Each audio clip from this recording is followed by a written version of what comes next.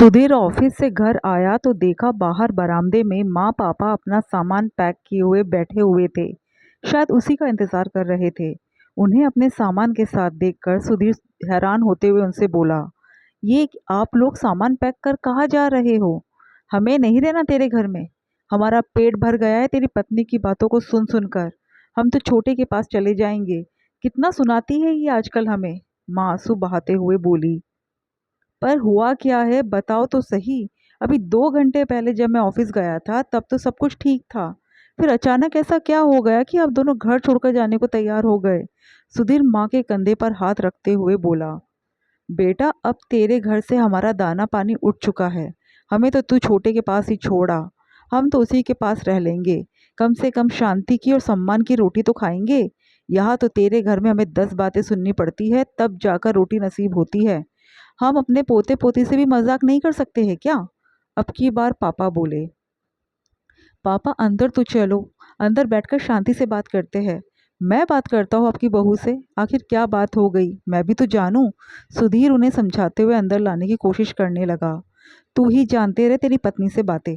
हमें तो छोड़ा। हमें नहीं रहना इस घर में। सिर्फ इतना ही तो कहा था मैंने अपने पोते से कि हम तुझे तेरी मम्मी से ज्यादा प्यार करते हैं। उस पर इतना सुना दिया। माँ अपनी साड़ी से अपने आंसू पोंछते हुए बोली।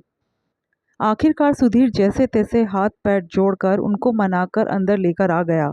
उन्हें उनके कमरे में बिठाकर बाहर से उनका सामान भी उठा लाया और उसे कमरे में ले जाकर रख दिया। फिर सीधा तमतमाता हुआ अपने कमरे में पहुंचा, जहां उसकी पत्नी सविता पलंग पर बैठी हुई कपड़े समेट रही थी। बाहर इतना तमाशा हो रहा था और सविता चुपचाप कमरे में बैठी थी। ये देखकर कमरे में आते ही उसने सविता पर चिल्लाना शुरू कर दिया। वाह, बाहर इतना तमाशा हो रहा है और तुम यहाँ शांतिपूर्वक बैठी हो। आजकल तुम्हारी जबान कुछ ज्यादा ही चलने लगी है। आजकल मेरे माता पिता के सामने तुम कुछ ज्यादा ही जबान चलाने लगी हो। यही सिखाया तुम्हारे माता पिता ने? उसकी बात सुनकर सविता ने कपड़े समेटते हुए लंबी सांस भरते हुए कहा, अगर शादी के 10 साल बाद बहू अपनी जबान चलाने लगी है तो जाहिर सी बात है ये तो तुम्हारे ही परिवार ने सिखाया होगा, क्योंकि अपने माता पिता के दिए हुए संस्कारों को तो वो शुरुआत में ही दिखा चुकी है। जब 10 साल तक चुप रह ली थी तो अभी भी चुप रह लेती। क्यों बेवजह अपनी जबान चला रही हो? क्यों घर की शांति भंग कर रही हो? और क्यों बेवजह मेरा जीना दुश्वार कर रही हो?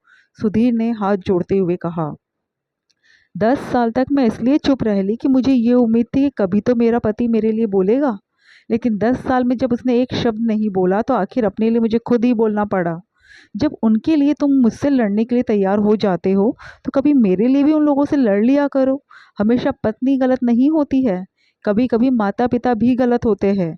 सविता ने जवाब दिया। बस करो तुम अपना ये ड्रामा। देखो आज वो लोग तुम्हारे कारण घर छोड़कर जाने को तैयार हो गए थे। सिर्फ और सिर्फ तुम्हारे कारण। सुधीर ने कहा।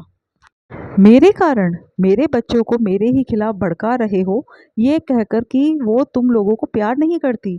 कैसे बचपन में तुम लोगों को याद छोड़कर अपने मम्मी पापा से मिलने चली जाती थी और कह रहे हो कि मेरे कारण वो लोग घर छोड़ने को तैयार है।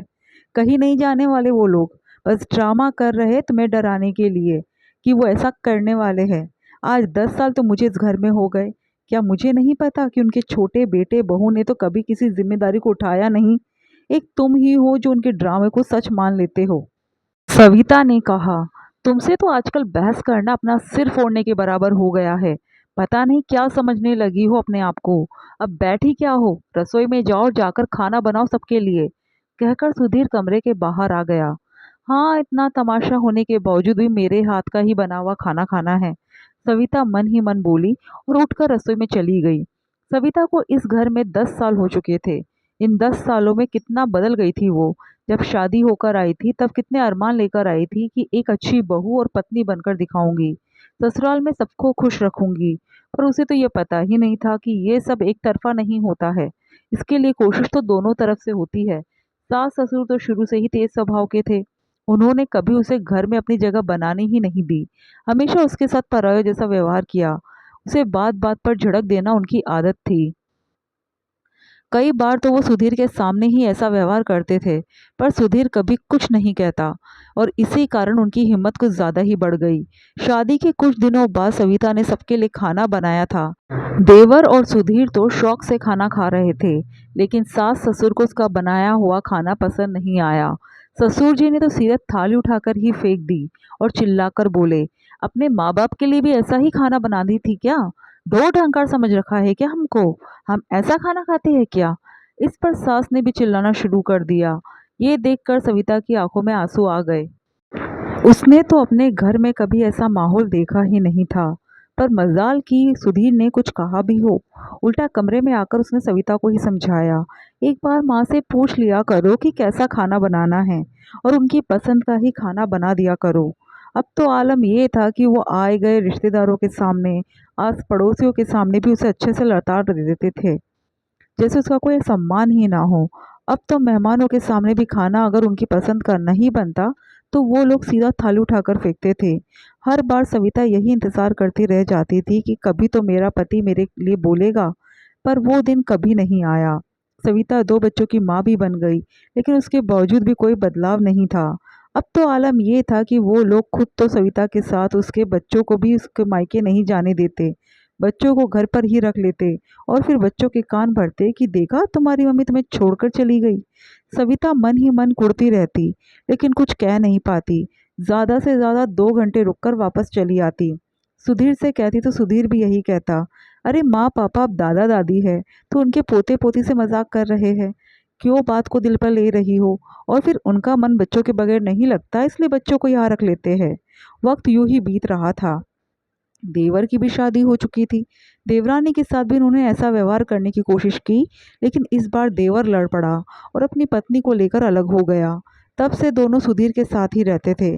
जानते थे कि दाल तो यही गलेगी, छोटे के पास तो गलने से रही। देवरानी भी इतनी तेज थी कि वो उन लोगों को बुलाती तक नहीं थी। वो तो साफ कहती थी सविता को, आप ही झेलो इनको, मेरे बस की नहीं है कि मैं इनको झेलूं। मेरे जैसी तो इन्हें दौड़ सुना देगी। लेकिन अभी 5 महीने पहले की बात है। देवर देवरानी के छोटे बेटे का पहला जन्मदिन था। काफी बड़ा आयोजन किया गया था। इस कारण सविता के मायके वालों को बुलाया गया था। खैर आयोजन बहुत अच्छे से हो गया।